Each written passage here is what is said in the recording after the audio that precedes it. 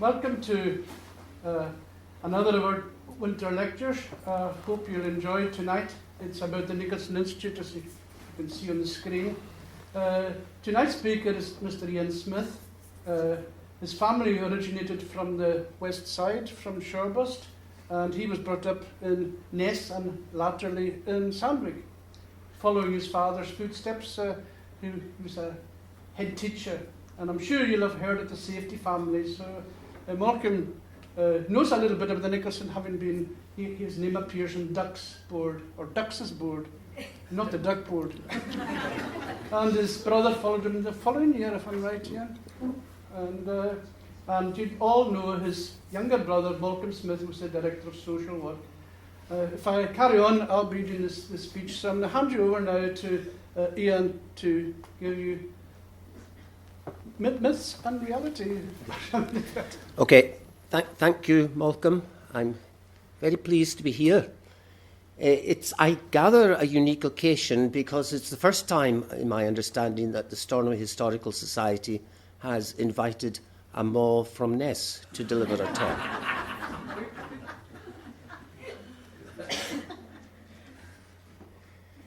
Can I also slightly more seriously say that I've been enormously impressed by the Stornoway Historical Society particularly over the last 2 or 3 years, where I've had the privilege of coming up and going through various bits of their historical archives, and I've learned a huge amount by doing that.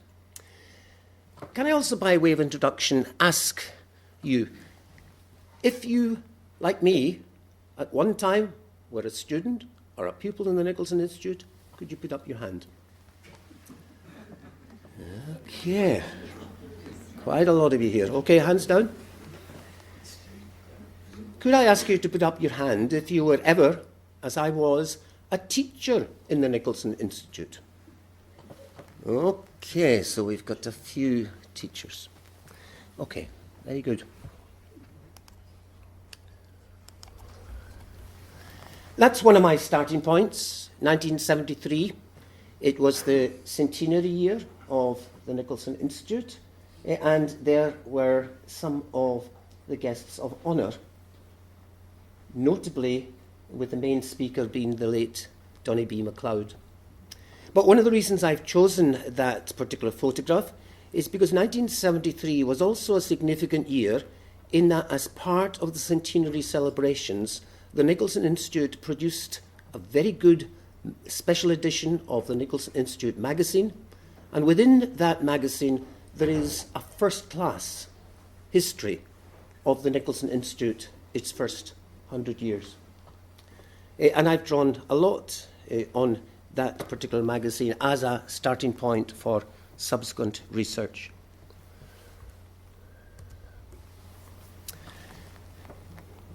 Myth and reality. What's myth? Well, myth is not necessarily a story that's untrue, but myth is something like a story that at the very least contains some element of exaggeration. By contrast, what's reality? Well, lots and lots of philosophers have spent many happy hours debating what reality is, and I'm certainly not going to add to that debate just now. But hang on to the concept of myth. And let me illustrate myth the following way. There is a story that my father told to me and to his other 2 sons. Said approximately 120 years ago. And it's a very impressive story. And has within it, for example, I think, a theme that is partly about the then superiority of Scottish education compared with English education, which presumably is why the visitor allegedly didn't believe the crofters' story. So there's a lovely story, and I certainly, aged 7, 8, 9, found it fairly inspirational. There is, however, at least one problem with this story. It never happened in reality. There is no Secretary of State for Scotland ever who had a crofter as a father. So there's an example, simple example, of a myth a nice story that contains some element of reality, but is, at best, an exaggeration.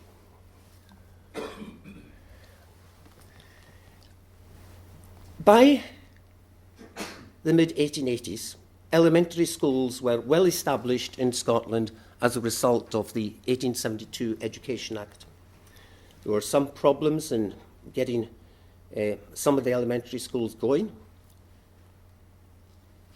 but by the mid-1880s, in most parts of Scotland, including Stornoway, elementary schools were well established. Not just Stornoway, but also out in rural areas of Lewis.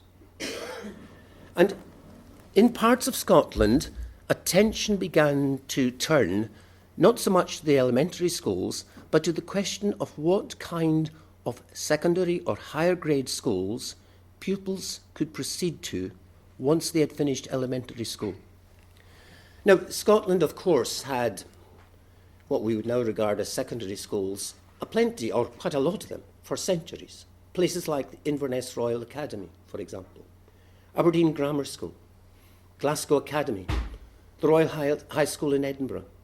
But these were schools that were extremely difficult to access from an elementary education.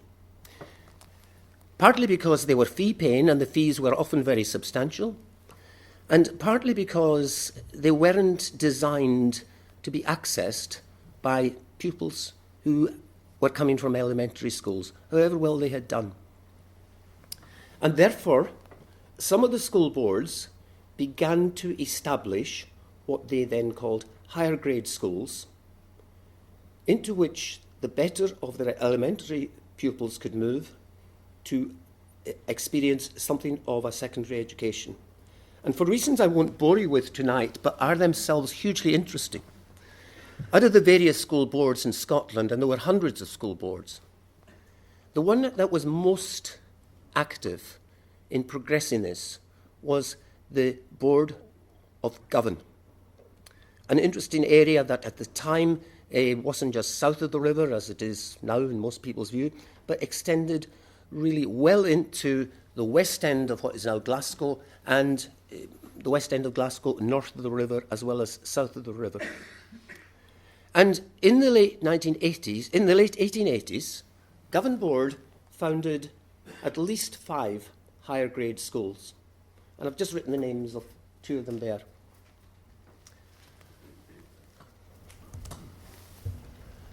And if you walk today, as some of us done, if you walk along Clarence Drive in west end of Glasgow to this day, you can see that one of the 2 main buildings of Hindland School are still emblazoned on it, Hindland Public School. And if you look even more carefully, above that, you clearly see Govan Parish School Board. And as an example, in sandstone, of a record of a parish board that was truly pioneering in developing that particular form of secondary schooling.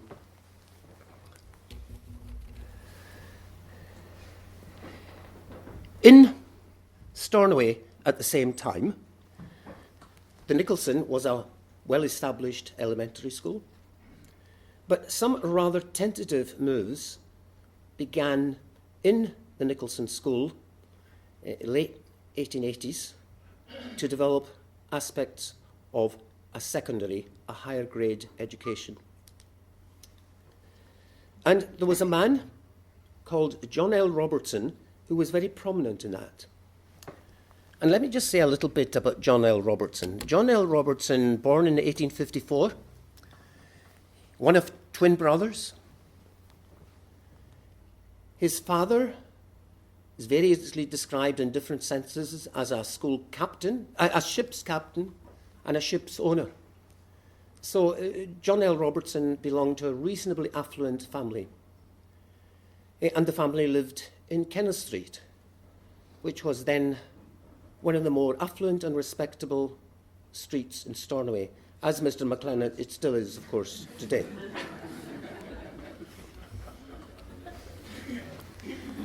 John L. Robertson went initially to one of the church schools in Stornoway, and then he made his way into higher education. And again, for reasons I won't bore you with, by 1894, still a comparatively young man, he was a chief inspector of schools. And one of the schools that he was responsible for was the Nicolson School. And it was he, on May the 21st, 1894, who produced a report on the then Nicolson and commented on the efforts going in within the Nicolson School to develop a higher grade secondary education. And he used language that to this day is very typical of the kind of language that inspectors of schools use. Promising, but very gradual indeed. Robertson was a hugely influential person. It is clear as you go through the board minutes and as you go through the log of the Nicolson Institute that although in theory most of the power rested with the board, in practice they often did what Robertson as chief inspector requested them to do. And by June 1894, Robertson was thoroughly fed up with the then head of the Nicolson School, a man called Forbes. And the board minutes, although not the Nicolson log, record that Forbes was asked to resign. And if there was any controversy about his resignation, the only issue that is recorded in the board minutes was a debate about whether he should be asked to resign or told to resign. Robertson was responsible for that. And a man who was already on the Nicolson staff in August was appointed head teacher of the whole school. That means both the elementary school and the embryonic secondary part of it. Back to Robertson. You've seen that he was influential in getting the transition arranged between Forbes as head teacher and Gibson as head teacher. But Robertson had a significance that went way beyond that. Because as you read through board minutes and as you read through the Nicolson log, you find out that it was Robertson who was hugely influential in the Nicolson School assimilating the Free Church School at the top of Francis Street. And it was Robertson who was also hugely influential in arranging for new build to be constructed there, so that by 1898, I think it was, the combination of the existing build that had come from the Free Church and the new build, which Robertson had promoted, meant that they opened there a secondary department that existed there for many, many years. And I was very pleased yesterday to see that after a period of neglect, that Francis Street building that Robertson essentially created has gone back into active use as the headquarters, the main headquarters of eSchool. That's great. Robertson was also absolutely central in the construction of infant building, 1905, I think, wasn't it, Ken? And almost certainly in the 1910 opening of what was then called the Pentland building, which is the only building that in a refurbished sense is part of the current Nicolson Institute buildings. So he had a huge influence on building a lot of the physical structure of the Nicolson.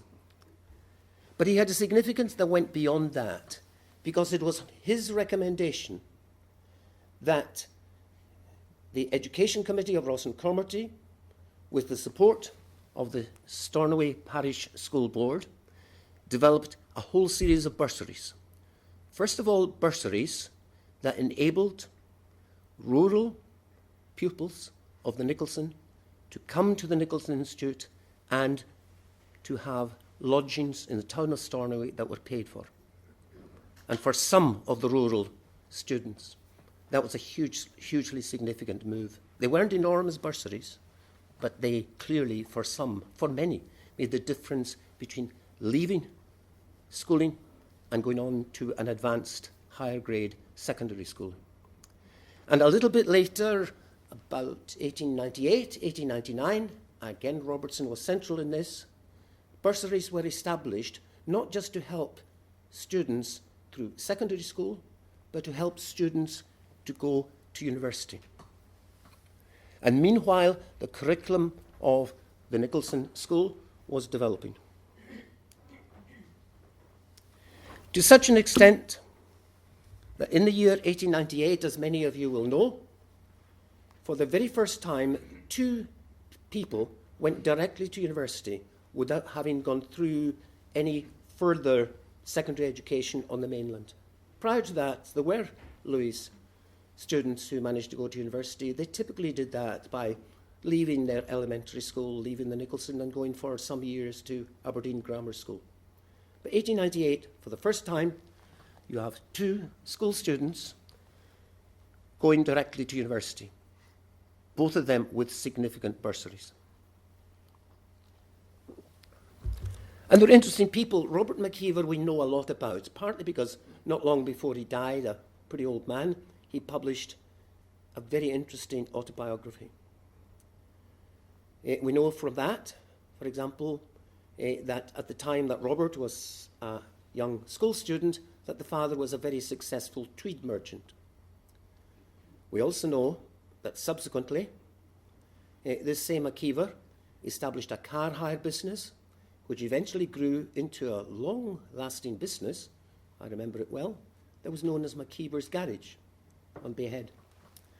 Donald MacLean was a bit more mysterious to us, particularly given that he came from Braga. How did this student from Braga manage to progress so successfully through the Nicolson School and subsequently on to Aberdeen University, I think it was, in the case of Donald MacLean? Well, you get a clue by looking at the census data, because Donald MacLean's father was no ordinary villager in Braga. He was quite extraordinary by the standards of the Braga of the time, and I'm talking about 1890s. His father was the main merchant, general merchant in the village of Braga, and he lived in quite a big house, and very tellingly, in at least one of the census returns, you found out that in that house they had a servant. They must have been the only family in Braga, I think, in the 1890s, who actually had a live-in servant. So this tells you something of the background of both Robert McKeever and Donald MacLean. They were very bright, intelligent, educated kids, but they had a lot going for them in terms of family background, family support, both psychological and financial. And a lot of people knew that. I remember, for example, having read Robert McKeever's autobiography in the late 1970s, I remember asking my mother if she had heard of this man who had gone on to become a hugely distinguished professor of sociology, first of all in Canada and then in the United States, and that he was almost certainly the most distinguished scholar ever to come from the island of Lewis. And my mother looked at me and said, "Of course I know about him. But he had a head start. He came from McKeever's Garage."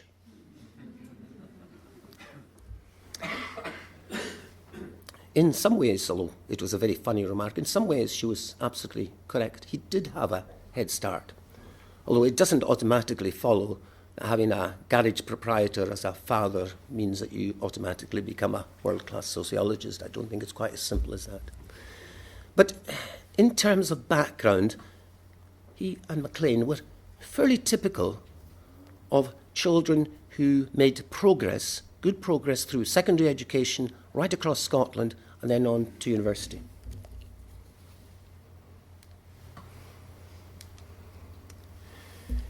Because there is a picture of what generally was happening by about the turn of the last century, by about 1900 or so, across Scotland. This thing that we would now call secondary schooling, that was then typically called higher grade, had been expanding in a whole number of parts of Scotland.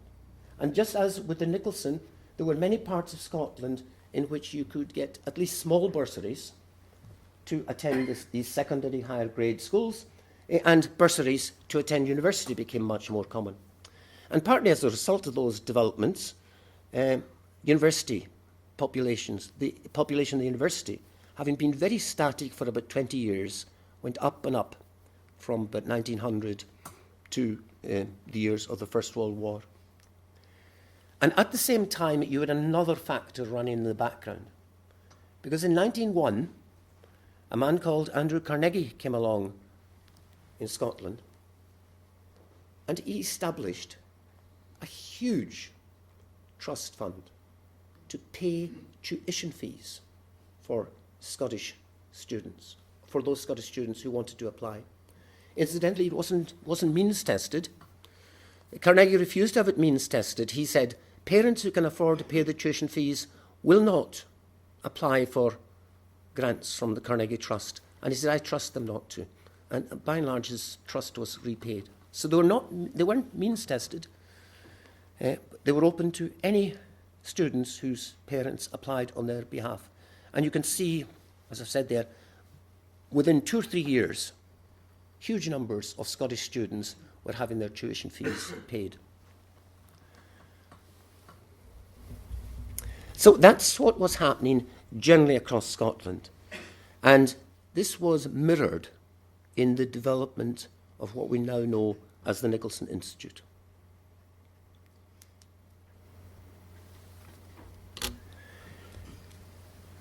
In 1900,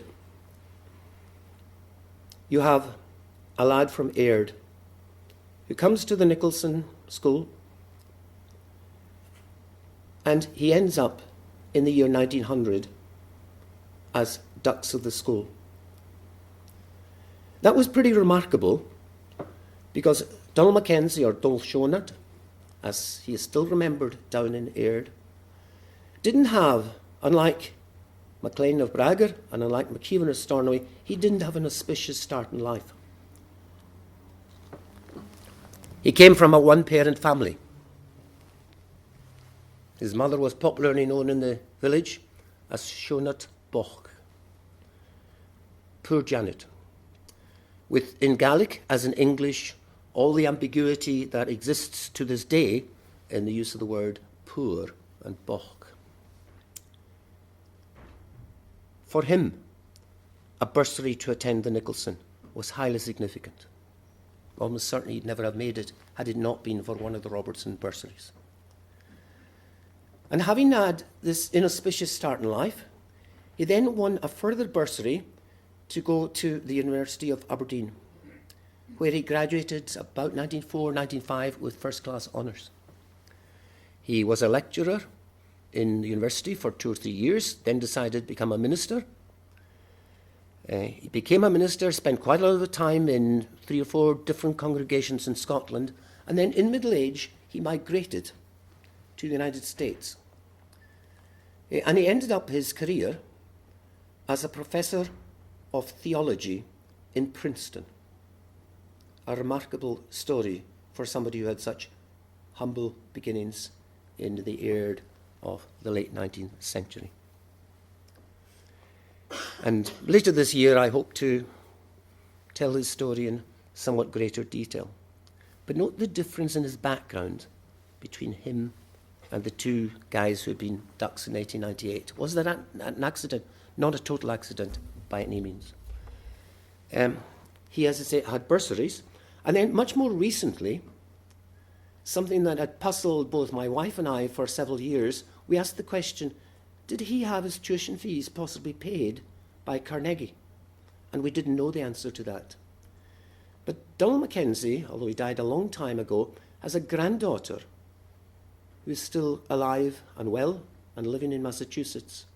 And a few months ago, she donated the surviving papers of Donald Mackenzie to the new Stornoway Museum. And they sent us extracts from that Mackenzie archive. And in the Mackenzie archive, there is a memoir of Mackenzie written by his widow not long after he died. And the evidence there is straightforward and simple. Both Mackenzie and indeed the woman who became his wife benefited from Carnegie Trust paying their tuition fees. And that's the most interesting archive to look at. Indeed, yesterday my wife and I went up to the museum and we looked at further aspects of the archive, and I certainly intend to come back to Stornoway fairly shortly and go through those parts of the archive that I haven't yet examined in great detail.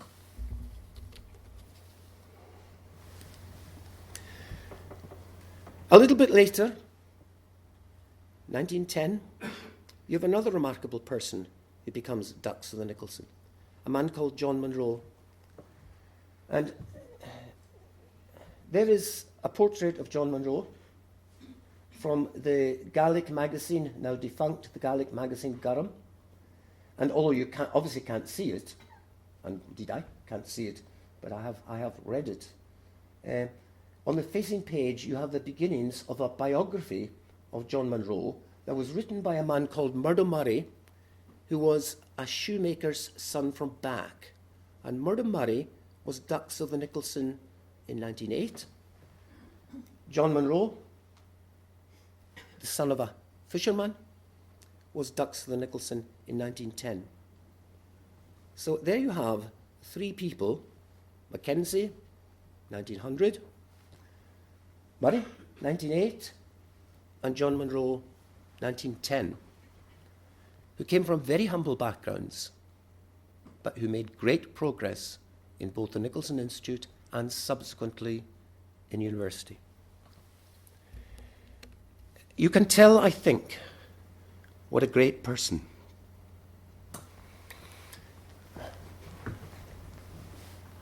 Munro was.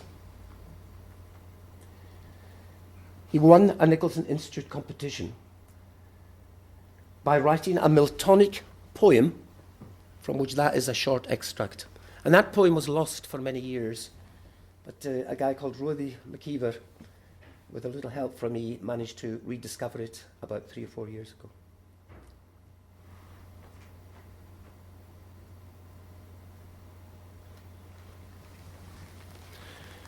A remarkable knowledge of what Miltonic verse meant, a remarkable knowledge also of what the geology of the island of Lewis consisted of.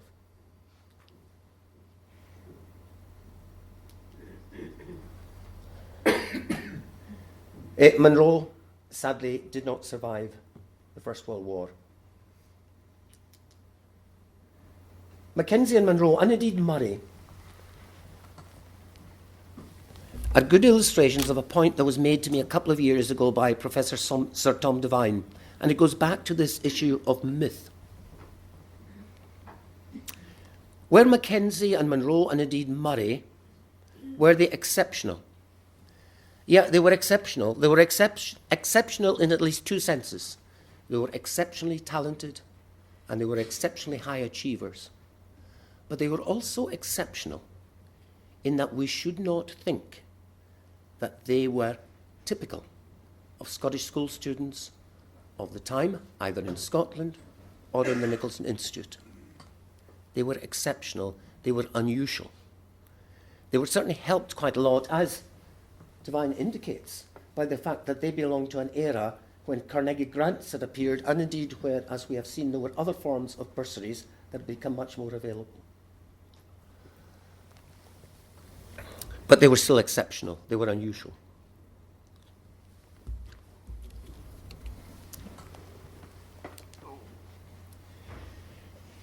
Here's something unusual. An extremely distinguished person called Lord Haldane, who incidentally is the same Haldane that you find in the name of the Elizabeth Haldane Hostel, as was, because Elizabeth Haldane was Viscount Haldane's sister. He was a very distinguished politician, as you can see. Spent 10 years in the United Kingdom cabinet. And in 1916, he stood up and he made a speech about education in the House of Lords. And I'm just going to give you a couple of short extracts from it. Congested area. The island of Lewis, by standards of the Highlands and Islands, was congested. Professor Jim Hunter remarks on that. Largely not so much because of crofting, but because of fishing. One of the few areas of the Highlands and Islands where the population went up in the latter part of the 19th century. So that's one of the things that Haldane said to the House of Lords. And incidentally, how do we know this? We know this because that speech exists verbatim in digital records of the House of Lords that any of you can, as I have done, access them on your computer. But watch, having set that context, watch what he then said.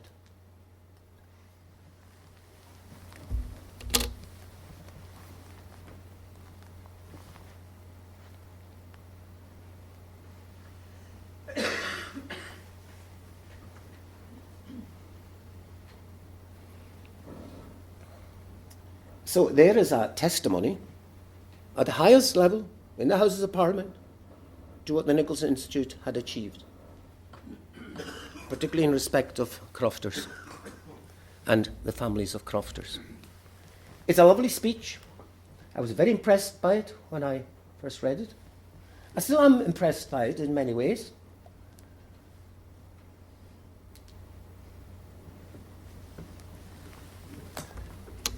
Terrific speech. But at the very best, some of it is pure myth. How do we know? Well, we know that through at least 2 or 3 different sources. We know, first of all, by looking at where people came from in terms of accessing the secondary part of the Nicolson School. In the year 1910, for example, the secondary part of the Nicolson Institute has approximately 300 students. That's in the secondary part. These 300 students who, from one elementary school or another, would have passed a qualifying exam, as it then was, and moved into the secondary part of the Nicolson Institute. Of these 300, 150 of them came from the borough of Stornoway. A big chunk of them came from the landward part, as it was called, of the parish of Stornoway, and approximately less than 100 of them came from rural Lewis outside the parish of Stornoway. So that in itself tells you there were not that many crofters among them.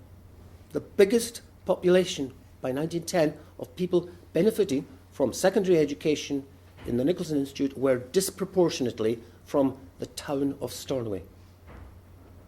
And that went on for many years. Because at the time, as today, the town of Stornoway was approximately 20% of the population of the island of Lewis. But in 1910, they had 50% of the secondary places in the Nicolson Institute. The second thing we know is due to the fact that both the Carnegie Trust and most of the Scottish universities kept very good records, not just of who their students were, but what the parental background of their students were. And if you look at the number of university students, approximately turn of the century, 1900s, 1910s, if you look at the number of secondary students who had crofters as a father, the number is, most years, is less than 5 across all Scottish universities. Now, possibly that is because, particularly in the island of Lewis, some of them were not primarily crofters, they were primarily fishermen.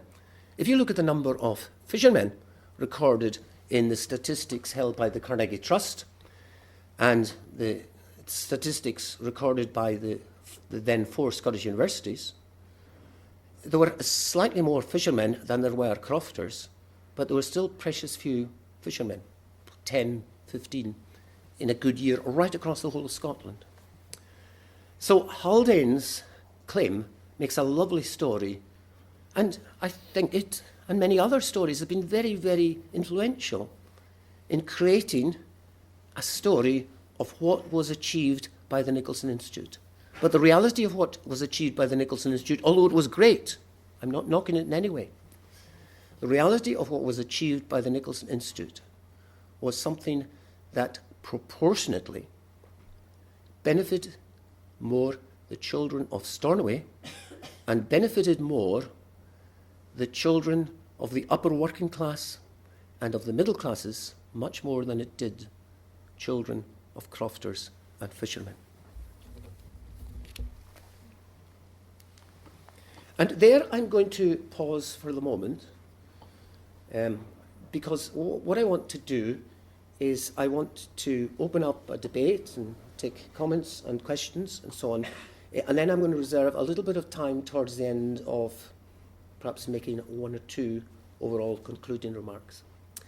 Some very kind member of the audience said, given your provocative title, Iain, I think you should take a flak jacket up to Stornoway with you. Well, I didn't bring my flak jacket with me on this occasion, but I would certainly be very interested in hearing people's reactions or their challenges and so on.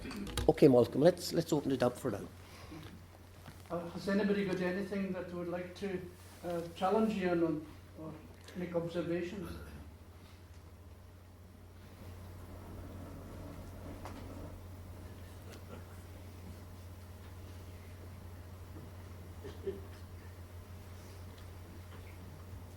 I think they're spellbound by your talk so far. Yes, Iain, please, can I say something? I'm not going to challenge you on anything, but I'm going to ask you a question. Given the position that you had in education, do children not, young people going to higher education nowadays, do they not have to give their parents, their fathers usually, or in the past it was the father's occupation? Because certainly in the 1960s when we went to university, we still had to record or have it recorded what our father did. Do they not do that now? Yes, they still do that. That has been going on more or less continuously for approximately 130, 140 years, and it still goes on, yes. Well, having said that, I now go on to say that although my father was a crofter, I didn't put him down as a crofter. I put him down as working in Newell's Mill. Yeah. As a worker. Yes. Yes. Because in my head, and I'm going to confess to the audience, in my head, I thought a worker was superior to a crofter. Yeah, yes, Mary, that's a very good point. But you also, in making that point, illustrate something that has generally been true across Scotland for much of the last 100 years, and is still true. Your father was a warper. He was, in other words, a member of the working class, but a part of the working class who followed an occupation that was hugely and highly skilled. Not everyone can be a warper. I remember watching your father warping in Newell's Mill. I remember that extremely well. Very skilled occupation.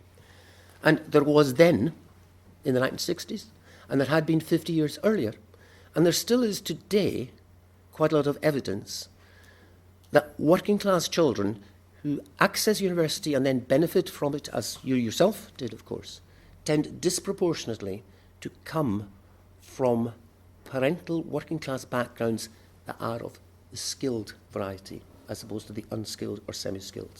So the point you make is a good one, extremely good one.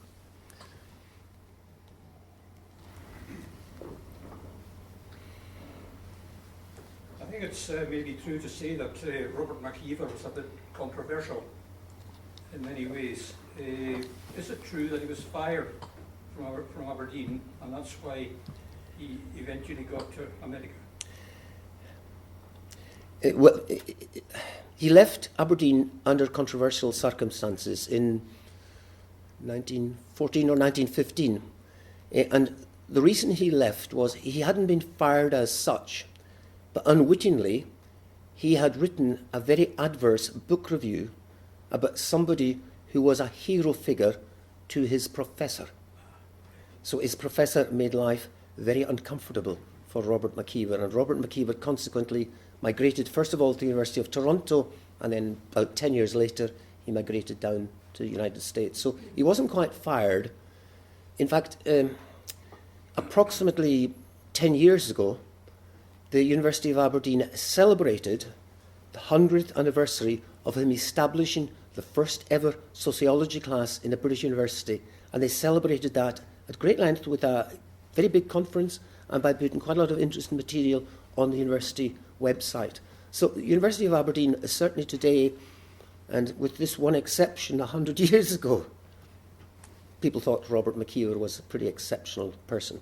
He was very controversial in Lewis because in his autobiography published about 1967, first of all, he wrote a picture of the Louis of his childhood, and then the Louis that he revisited in 1926, which has some controversial comments about religion in Louis and the effect it had on Louis society as he saw it.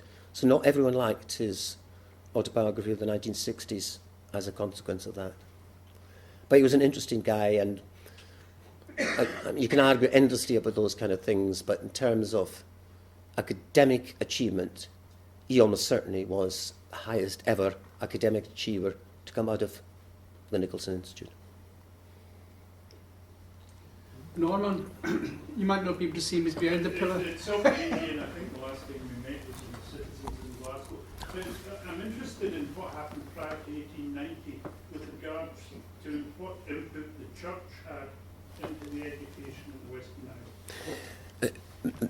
That's a good question. And there are lots of people who, for example, allege that prior to the 1872 Act, that the church did a huge amount of positive things in terms of its contribution to education. And I think, for example, less than a year ago, Professor Matthew McKeever did a lecture down in Point, in which I think that was part of his thesis, and I read his lecture, and I think it was very well founded.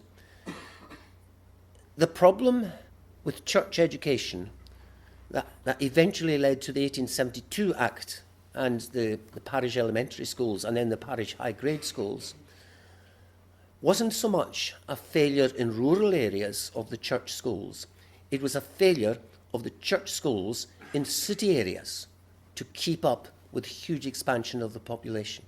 So there was no way that the church schools, however good they were, could cope with the huge expansion you had in the city of Glasgow and in related industrial areas like Dundee. In rural areas, the church schools were well regarded. And there are, for example, at least 2 books that I have read that are highly praising of the church schools in Uig of the time, late 19th century or even middle 19th century. And those church schools were revered in many ways, partly because they were typically free.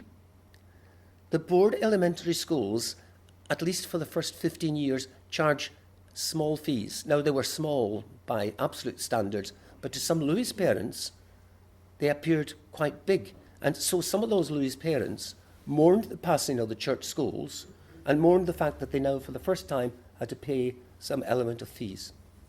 But quite a lot of people, 1 or 2 of them still alive, who think church schools, at least in rural areas, did a very good job in the late 19th century. It was a failure to keep up with industrial expansion that led to the massive reform of the 1872 Act.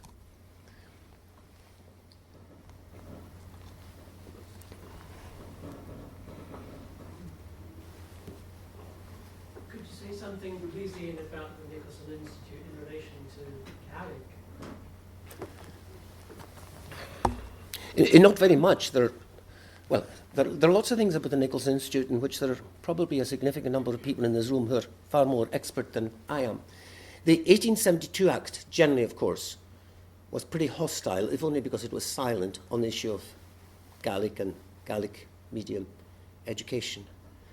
And many of the teachers and head teachers who were appointed subsequent to the foundation of board elementary schools and then board higher grade schools were non-Gaelic speakers.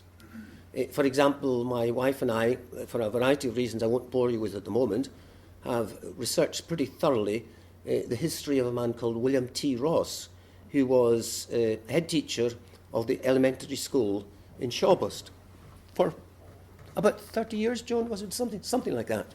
He eventually went to Scarp, but that's another story. He was fairly typical. He was a non-Gaelic speaking Highlander, came from somewhere in the Inverness area, but he didn't speak Gaelic, and there was no Gaelic taught in the school. And generally speaking, there was hostility towards Gaelic education and Gaelic medium education in a way that arguably took 100 years to even partly overcome. Position in the Nicolson Institute, I couldn't tell you exactly. From relatively early on, certainly right through until the time that I was a student there in the 1960s, you could study Gaelic and you could sit, higher Gaelic and so on. But there was no Gaelic medium education in any other subject, and it's only in very recent years that I've been moved to introduce Gaelic medium education in the secondary part of the Nicolson Institute, long after I left it.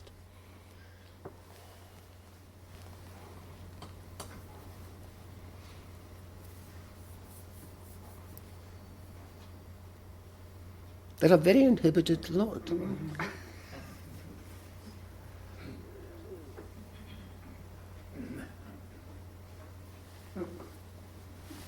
Tom. Yeah, sorry for missing the very start of your talk tonight. What you said about the small proportion of working class pupils graduating from the Nicolson to university would be equally true of most secondary schools in Scotland at the time. Yes. I'm sure. Yep. It wasn't a particular failing of the Nicolson. Yep.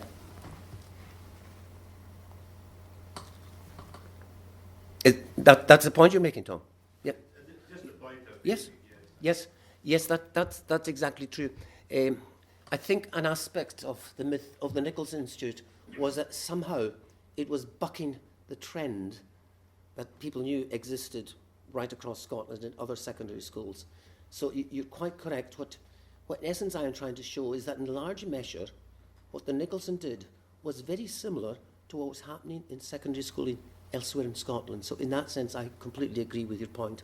Tom, incidentally, you probably missed this, but I started off by talking very briefly about 1873, the 1973 Centenary School Magazine. Tom is one of the few surviving members of the editorial committee that produced that magazine. So thank you, Tom, for that contribution of yours.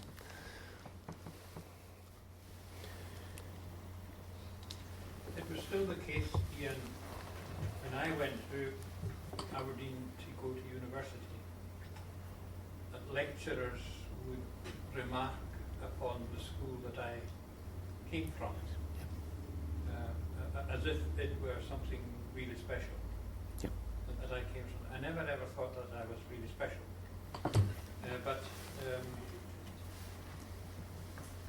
And very, very quickly, when you go into that kind of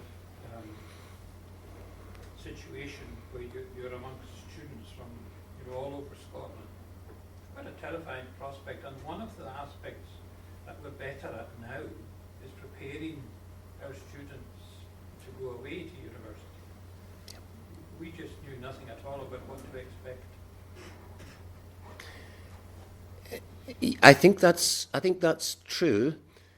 Although there were some students, of whom I and my two brothers were one, who were especially privileged because we actually had parents, or we had a father who had been to university and a mother who had been to Jordan Hill College. So we, in a sense, were advantaged in that sense. But there still is an issue because, of course, at the time that you and I went to university, approximately 5% of the relevant generation went on to university. And, that was 5% compared with 1% in an earlier generation. So the vast majority of the parents of that generation had not themselves been to university.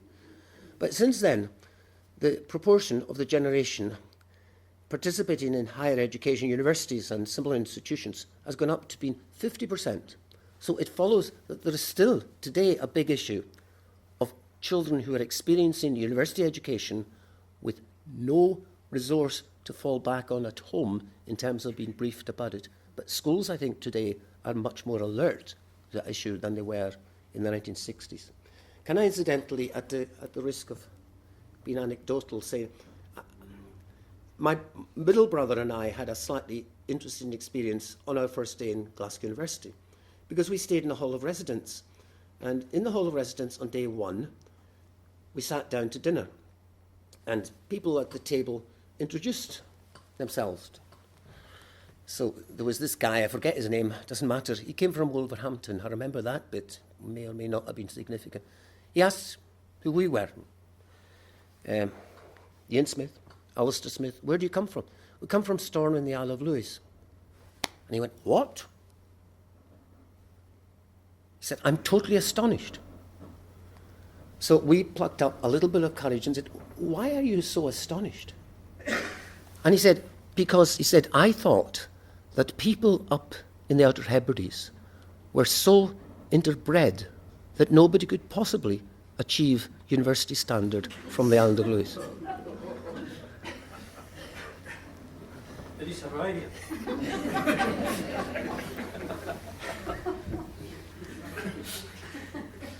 I'm just reflecting now, I was just thinking there were three of the three people in my class went away together, stayed in digs and everything together. We were all the first in our family ever to go to university. Yeah, yeah. And it wasn't that there hadn't been, of course, people who could have gone to university in the past. They just didn't have the opportunity. Yeah, yeah.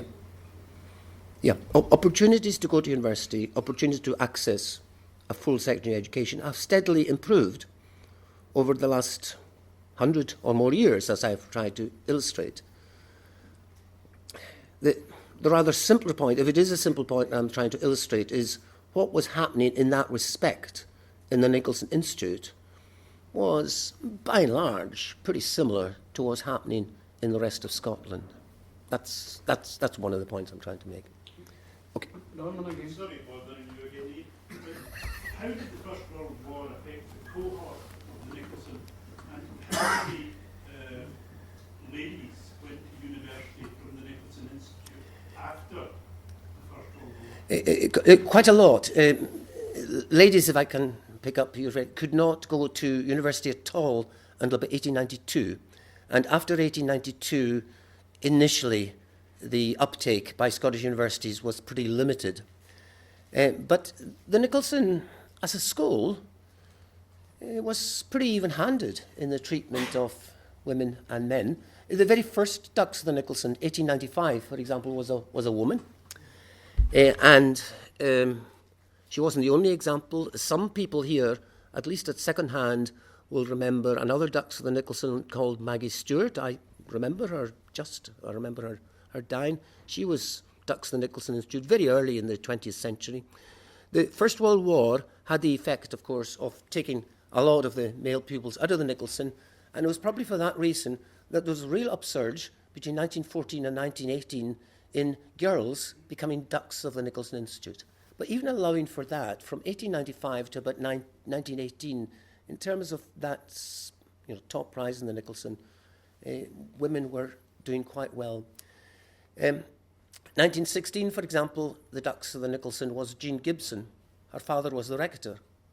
She went on to a pretty distinguished teaching career. So girls did okay in terms of secondary education, and gradually, as the 20th century went on, they did better and better in terms of accessing university education.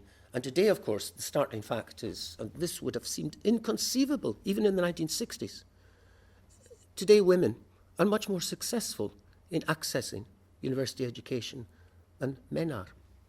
And in the same way it was regarded as the lack of access for women was thought to be a big problem 60, 70 years ago.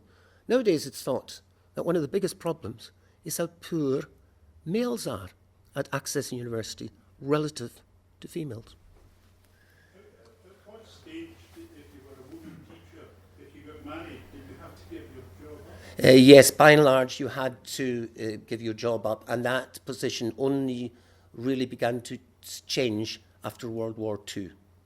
Yeah.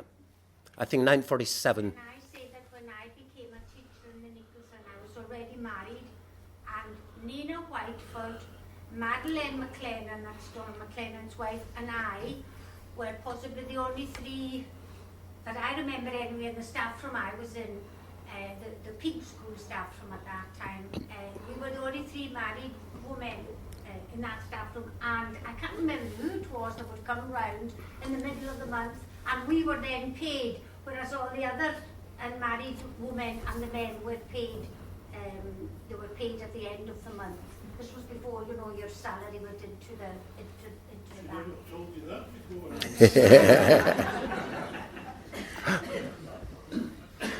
So at least we were allowed to have a job when we were married, but we weren't allowed to be paid at the same time as the Yeah. Yeah, and I think it would have, I mean, you were slightly later generation. If I remember correctly, it would have taken you, before 1947, you wouldn't have even been allowed to have held a job. It was the teacher shortage, really, of the 1960s that really changed that rule. Per force, they had to be much more welcoming about women teachers. Can I ask a supplementary question, maybe? And that is, Iain, you know that for some time unqualified teachers were in operation. What percentage of unqualified teachers were there before the First World War? Oh, relatively few. I can't remember.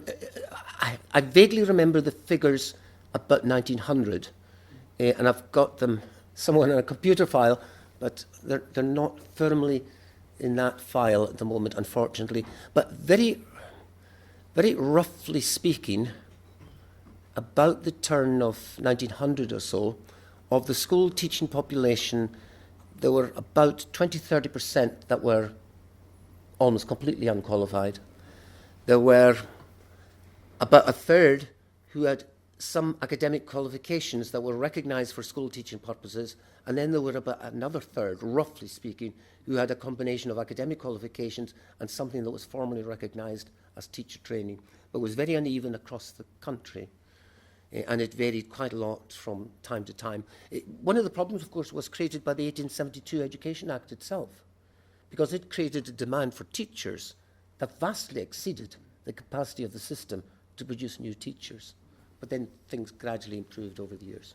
Yes, I'll just mention pupil teachers were about as well. Pupil teachers were about until they were abolished in 1906. The great John Monroe, the reason he was so late going to the Nicolson Institute was because he was a pupil teacher in Knox School. And while he was in the middle of the pupil teacher scheme, the scheme was abolished. And at that point, he decided, I'd better do something else, and he went to the Nicolson as an example of what you would nowadays call a mature student. He was 16 or 17 when he went to the Nicolson. Yeah. Pupil teachers were a very significant aspect of 19th century education in Scotland. They're now almost completely forgotten. I'm conscious of time, and as said, I wanted to make one or two concluding remarks and one or two concluding slides.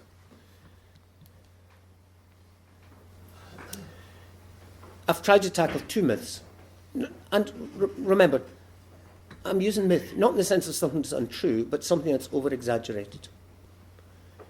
Gibson is hugely remembered and revered. And that is quite right. And it was great to see, the Murray play that reinforced that thing. J.L. Robertson, little remembered.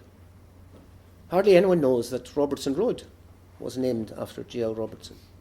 J.L. Robertson probably was much more influential in the establishment and the growth of what we now call the Nicolson Institute than Gibson was. Gibson was great and Gibson was vital, but Robertson is almost totally forgotten, probably was much more proactive.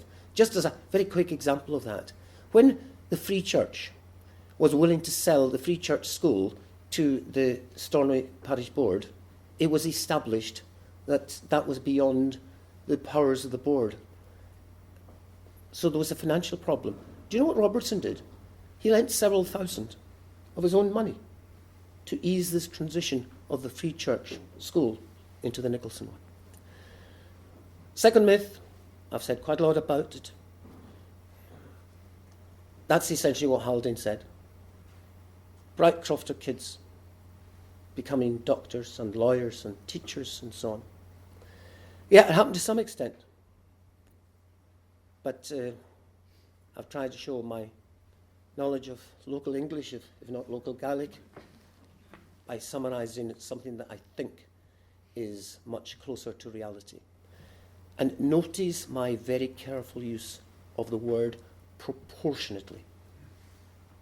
Crofter kids, fishermen's kids, of course they benefited from the growth of the Nicolson Institute. But, if anything, middle class and upper working class kids, particularly from Stornoway, benefited more.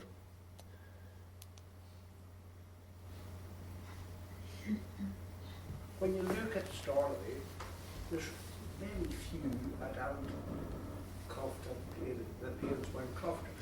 Every family in town in here, they're only one generation away from Crofter. Yes. You can do the whole road. Yes, Malcolm was reminding me of that point either. Yeah, earlier today. Yes, yeah. Yes, quite. I've been through the first 2 points in that. Notice the third point. There is in existence today, as some of you will know, some of you will know it better than I do, an initiative of the Scottish Government which is called the Scottish Attainment Challenge. What is the Scottish Attainment Challenge about? The Scottish Attainment Challenge is about a worry that at least some parts of Scottish Government have, that middle class children are disproportionately successful in this year 2017 in Scottish education. So I've tackled this from the point of view of looking at things that happened 100, 110, 120 years ago. The controversy still remains in Scottish education. If you want to know more about this, and I'm sure you do, there is a plan that Acker will publish a book that I've co-authored with the help of a lot of people, including notably my wife, and that this, as things stood yesterday, this book is likely to be published about June, July this year. And essentially the arguments that I've developed pretty briefly this evening are expanded in probably a hugely tedious and lengthy form in that draft book. I've showed an acknowledgement at the beginning. I'll put this onto a loop so that these acknowledgements go on again. And that's it.